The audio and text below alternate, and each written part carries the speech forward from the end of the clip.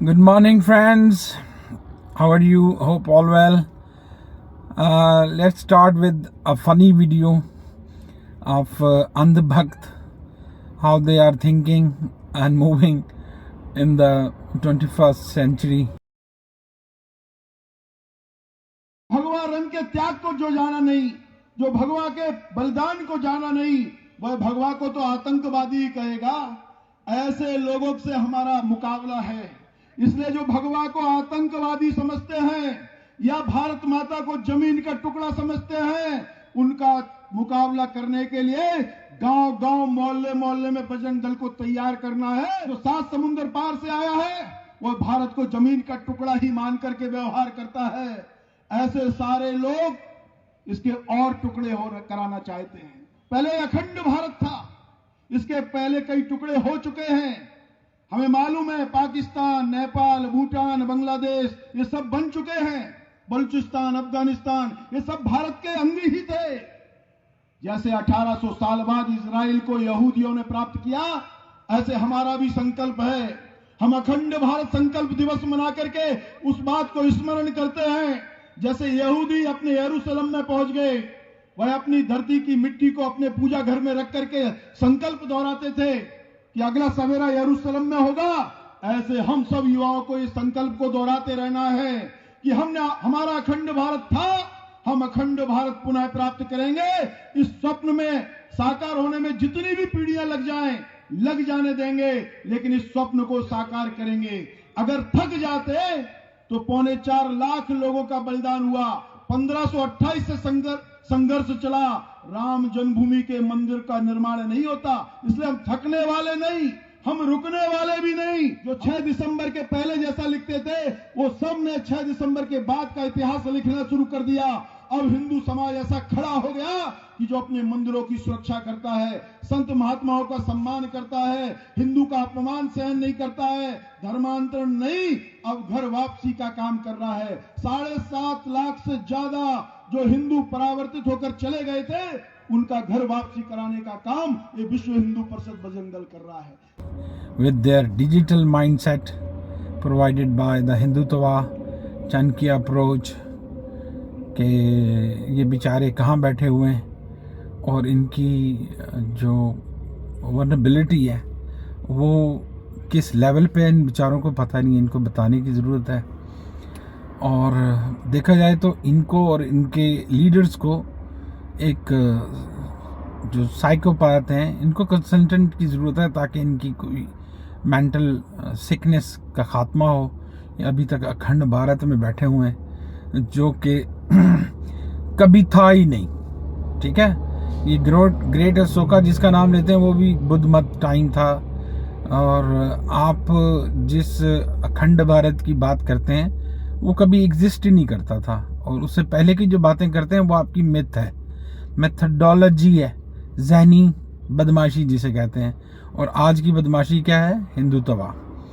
तो इस वीडियो को आप इंजॉय करें, फिर उसके बाद हम बात करते हैं एज यूजुअल के इस मनफी सोच का जो हिंदुस्तान जिसके पॉलिसीज़ पे और जिसकी तरक्की की राह में ये जो अंधभक्त अप्रोच है, ये जो हिंदुत्व की राष्ट्रीय हिंदू राज की और ये जो ब्राह्मण आइडियोलॉजी है जिसके दूसरे सिरे पे आपको गली बंद मिलती है और डेड एंड मिलता है जिसका कोई सलूशन नहीं है, और बेवकूफ़ मेजॉरिटी आइसोलेट हो चुकी है।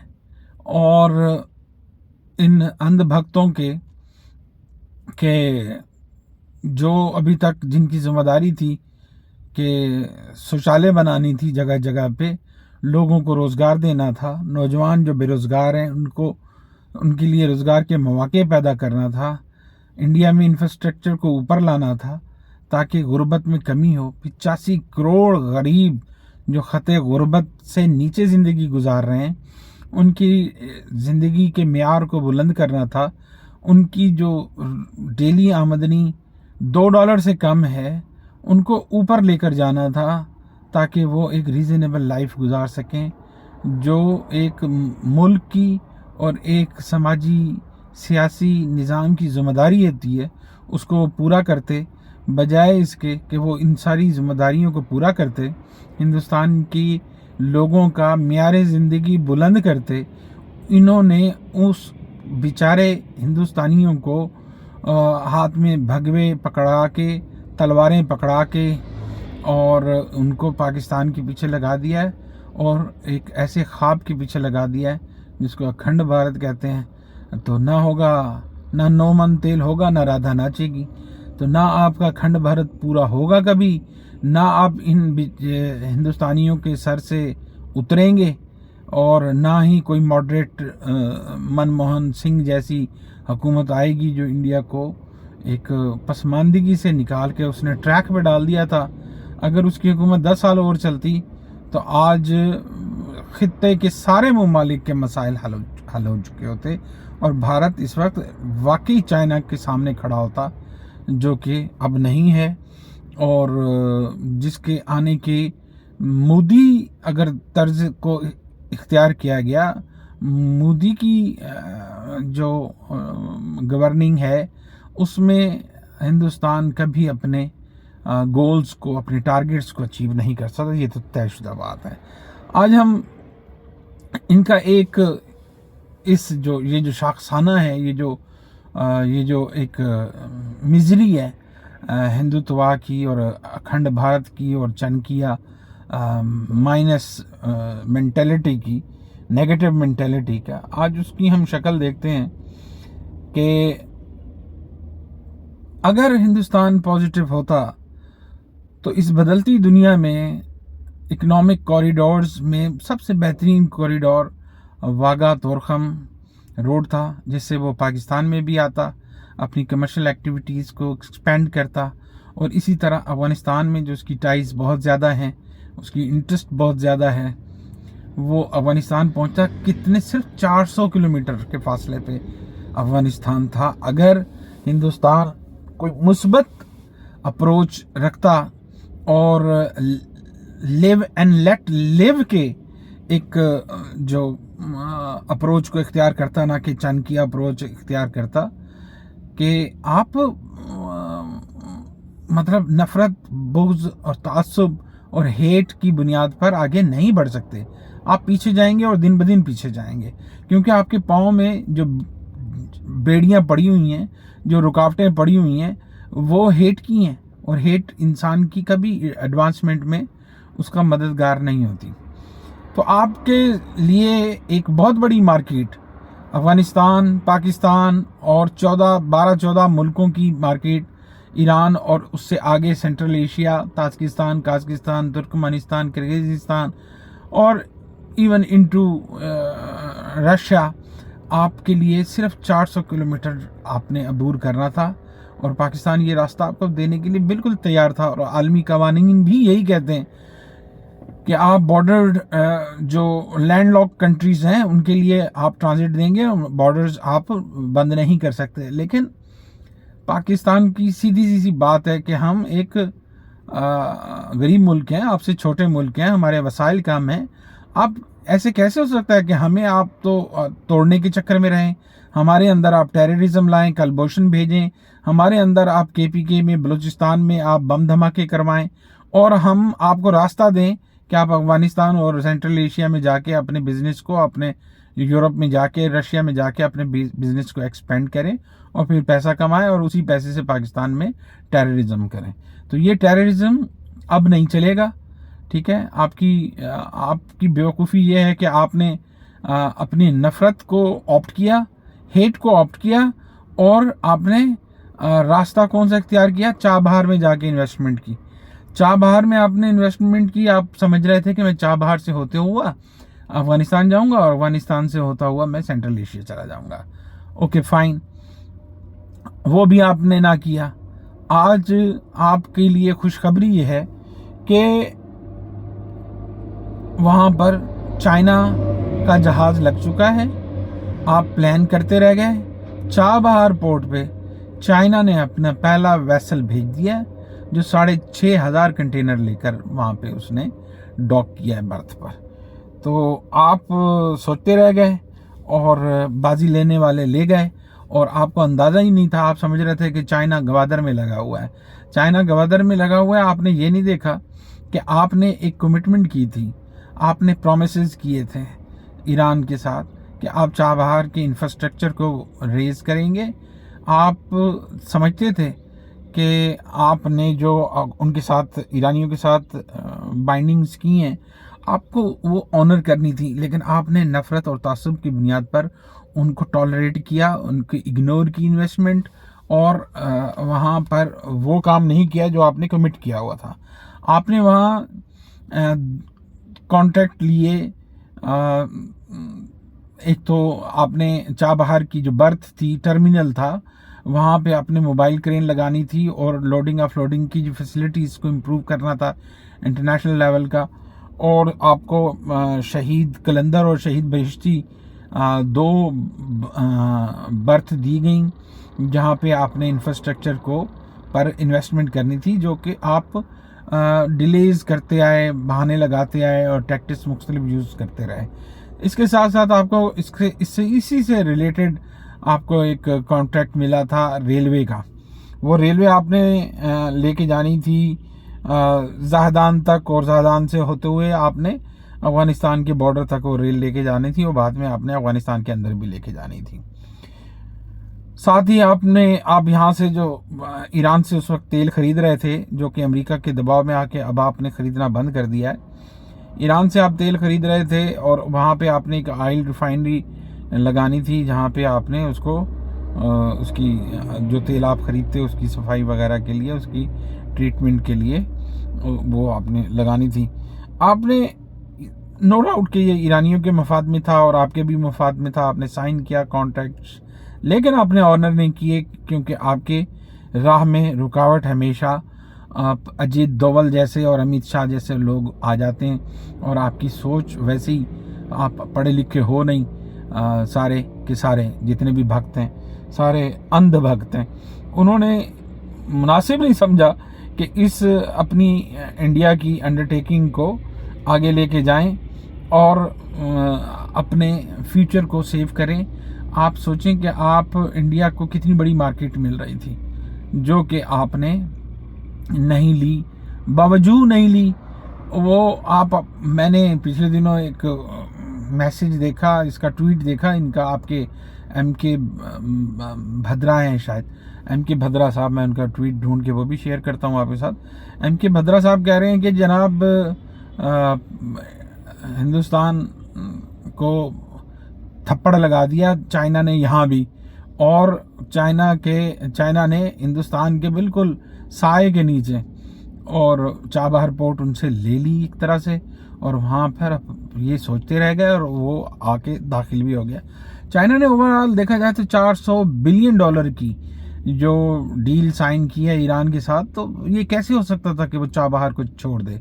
ये समझ रहे थे शायद 150 किलोमीटर दूर है गवादर, तो वो गवादर के होते हुए चाबहार की तरफ नहीं बढ़ेगा, लेकिन उसका नाम चाइना है, वो चाइनीज़ हैं, उनको पता है कि किस तरह एक्सपेंड करना है।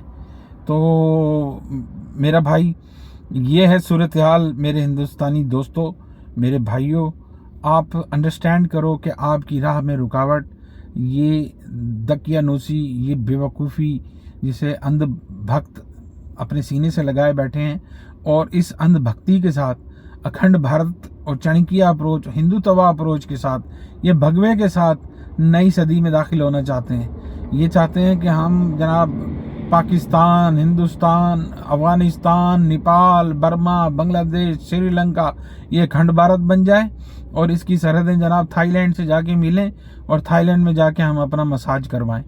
ओ भाई, खुदा का वास्ता है, निकल आओ इस गलीज सोच से और जीना सीखो। आपके अंदर इस वक्त आपने अपने जो सोशल कॉन्ट्रैक्ट की बुनियाद थी, जिसके ऊपर आप यूनियन बने थे, और वो यूनियन आपकी थी, आपकी यूनिटी को बॉन्ड करती है आपकी सेकुलरिज्म, जिसे आप अब कई साल पहले पीछे फेंक चुके हैं और रियासत कन्वर्ट हो चुकी है। आप अपना जो सोशल कॉन्ट्रैक्ट है, जिसके ऊपर दिल्ली की इस वक्त हुकूमत कायम है, वो सोशल कॉन्ट्रैक्ट्स की बुनियादों में आपके है सेकुलरिज्म। आप सेकुलरिज्म तर्क कर चुके, छोड़ चुके हो। तो रियासत इस वक्त जो है मजहबी जनूनियत को ऑन कर रही है, और आपके प्राइम मिनिस्टर मजहब को इस्तेमाल करते हैं और मजहब की बुनियाद पे अपनी आवाम को डिवाइड कर चुके हैं। और आपके मुख्तलिफ इदारे जो कौमी इदारे थे, वो अंधभक्तों ने, वो इन टेररिस्ट एक्सट्रीमिस्ट ने, इन रिलीजियस फैनेटिक्स ने अपने कंट्रोल में ले लिए हैं। अदलिया, फौज, मीडिया, ठीक है, प्रिंट और electronic media both are isolated under hostility of these fanatics. तो आप अगर इनके साथ आगे बढ़ना चाहते हैं तो ये आपकी सोच है कि आप आगे बढ़ेंगे, कभी भी ऐसा मुमकिन नहीं होगा। देखिए, हम बात कर रहे थे इंडिया की access into the new market, जहां चाइना ने इंडिया को पछाड़ दिया है और वो वहां पहुंच के उसने अपने ग्रिप को मजबूत तर कर लिया है। ये जंगें जो है ना, अब अखंड भारत के नाम पे नहीं होंगी, अब होंगी माशी बालादस्ती पर। माशी बालादस्ती किस तरह हो सकती है, उसके लिए दिमाग चाहिए, उसके लिए खुला दिल चाहिए, उसके लिए जो है पीसफुल माइंड चाहिए, जो कि आप नहीं हो। ठीक है, ईरान ने अपनी इंडिया की इस डिलेज टैक्टिक्स को देखते हुए खुद से चाबहार पे अपनी इन्वेस्टमेंट को इस बजट में 2000% बढ़ा दिया। पहले तो वो एक्सपेक्ट कर रहे थे कि इंडियंस आएंगे, यहाँ इन्वेस्ट करेंगे और आगे बढ़ेंगे और इस पूरे इंफ्रास्ट्रक्चर की इन्हेंसमेंट में, इसकी डेवलपमेंट में काम करेंगे, और वो जाहिर है ईरान के और इंडिया के मफाद में होता है। लेकिन इंडियंस ऐसा ना कर सके, ईरानियों ने तो करना ही है ना। इसका मतलब ये नहीं है कि ये पोर्ट अब बना इंडियंस के लिए बंद हो चुकी है, बंद नहीं हुई, ईरानियों ने ओपन रखी हुई है कि आए कोई भी इसे यहाँ इन्वेस्ट करे और यहाँ से फ़ायदा उठाए। इंडियंस के लिए आज भी रास्ता खुला है, लेकिन इंडिया नफरत, हेट बेस्ड अगर एडवांसमेंट करेगा तो उसे कभी रास्ता नहीं मिलेगा। अभी भी कुछ नहीं गया, अगर वो आगे बढ़ें लेकिन एक मुख्तलिफ फ्रेम ऑफ माइंड सेट के साथ आगे जाएं तो रास्ते बना सकते हैं। और ऑब्वियसली आप यहाँ की करीबी इलाकाई ताकत हो as compare to China. China घूम के ऊपर से आता है। अब चाइना एक वक्त आ गया है कि वो अब बराह रास्त आएगा, रुमची से सीधा गिलगित से होता हुआ और लाहौर से होता हुआ कराची आएगा। और कराची में जब आ गया तो फिर आपको बेहतर पता है कि आगे फिर इंडियन रीजन में, एशिया, अफ्रीका, मिडिल ईस्ट में इन्वेस्टमेंट और वहाँ की मार्केट को चाइना और कॉस्ट इफ़ेक्टिव अंदाज में संभाल लेगा और आप ये तमाशा देखते रहेंगे और आपसे आगे भी कुछ नहीं होगा, क्योंकि आप एक मखसूस माइंडसेट में रहेंगे जहाँ ये सब आपके लिए मुमकिन नहीं होगा। दूसरी बात ये कि हम अगला प्रोग्राम करेंगे, ये व्लॉग काफ़ी हो गया, अगला व्लॉग हम करेंगे कि CIS बंदर अब्बास यूज़ कर रहा है पोर्ट, पूरा CIS, ठीक है ना, और बंदर अब्बास पोर्ट को वो यूज़ कर रहे हैं जो उनके लिए थ्रेट है ऑलवेज, क्योंकि ईरान की यूरोप अमेरिका के साथ जो और यूनाइटेड नेशन ने जो सैंक्शंस लगाई हुई हैं उसके एम्बार्गोज के नीचे आता है। तो हर वक्त सेंट्रल एशिया के जो CIS कंट्रीज़ हैं वो थ्रेट में रहते हैं कि हमारी मूवमेंट जो है, हमारी जो कार्गो को इंपोर्ट एक्सपोर्ट है वो हैम्पर होती रही है और हो जाएगी किसी भी वक्त, और उनके लिए भी ये सारी सूरत हाल एक तबाही की होगी। उनकी तवज्जो है गवादर पोर्ट पे। वो कह रहे हैं कि गवादर पोर्ट आप हमें दे दें, इसे मुकम्मल तौर पर इसको हम यूज़ करेंगे। ये जो 10-12 मुल्क हैं CIS के, वो चाहते हैं कि वो यहाँ आएँ और यहाँ इस पोर्ट को इस्तेमाल करें। और नो डाउट ईरान भी उनके पास ऑप्शन है, चाबहार भी ऑप्शन है, लेकिन वहाँ ईरान की एक मखसूस आलमी पोजीशन और सैंक्शंस को देखते हुए वो चाह रहे हैं कि हम गवादर को इस्तेमाल करें, जिसके लिए वर्ल्ड बैंक भी उनको सपोर्ट कर रहा है, एशियन डेवलपमेंट बैंक ने भी उनके लिए इन्वेस्टमेंट्स की हैं कि अपने आप रोड इंफ्रास्ट्रक्चर को इंटरनेशनल लेवल पे लेके जाएं। अफगानिस्तान में भी अमन की कोशिशें हो रही हैं, क्योंकि गवादर ऑब्वियसली वाया अफगानिस्तान ही सेंट्रल एशिया जाएगा। तो prospect of Gwadar is always will remain bright, और चाइना इसे डेफिनेटली अपने लिए भी हमसे फैसिलिटीज़ के लिए मांग रहा है। उसने यहाँ पर बहुत बड़ी इन्वेस्टमेंट भी की है, और आगे भी ये चीज़ें होंगी। और हमें अपने पोर्ट की चाबहार के खड़े हो जाने से कोई मसला नहीं है। हम इसके ऊपर आपको बाकायदा एक अलग से व्लॉग करेंगे। 18-19 मिनट हो गए, तो मुझे ऑफिस भी जाना है। थैंक यू, अपना ख्याल रखिएगा। खुदा हाफिज। भगवा रंग के त्याग को जो जाना नहीं, जो भगवा के बलिदान को जाना नहीं, वह भगवा को तो आतंकवादी ही कहेगा। ऐसे लोगों से हमारा मुकाबला है। इसलिए जो भगवा को आतंकवादी समझते हैं या भारत माता को जमीन का टुकड़ा समझते हैं, उनका मुकाबला करने के लिए गांव गांव मोहल्ले मोहल्ले में बजरंग दल को तैयार करना है। जो 7 समुंदर पार से आया है, वह भारत को जमीन का टुकड़ा ही मान करके व्यवहार करता है। ऐसे सारे लोग इसके और टुकड़े कराना चाहते हैं। पहले अखंड भारत था, इसके पहले कई टुकड़े हो चुके हैं। हमें मालूम है, पाकिस्तान, नेपाल, भूटान, बांग्लादेश ये सब बन चुके हैं। बलूचिस्तान, अफगानिस्तान ये सब भारत के अंग ही थे। जैसे 1800 साल बाद इजराइल को यहूदियों ने प्राप्त किया, ऐसे हमारा भी संकल्प है। हम अखंड भारत संकल्प दिवस मना करके उस बात को स्मरण करते हैं। जैसे यहूदी अपने यरूशलेम में पहुंच गए, वह अपनी धरती की मिट्टी को अपने पूजा घर में रख करके संकल्प दोहराते थे कि अगला सवेरा यरूशलेम में होगा। ऐसे हम सब युवाओं को इस संकल्प को दोहराते रहना है कि हमारा अखंड भारत था, हम अखंड भारत पुनः प्राप्त करेंगे।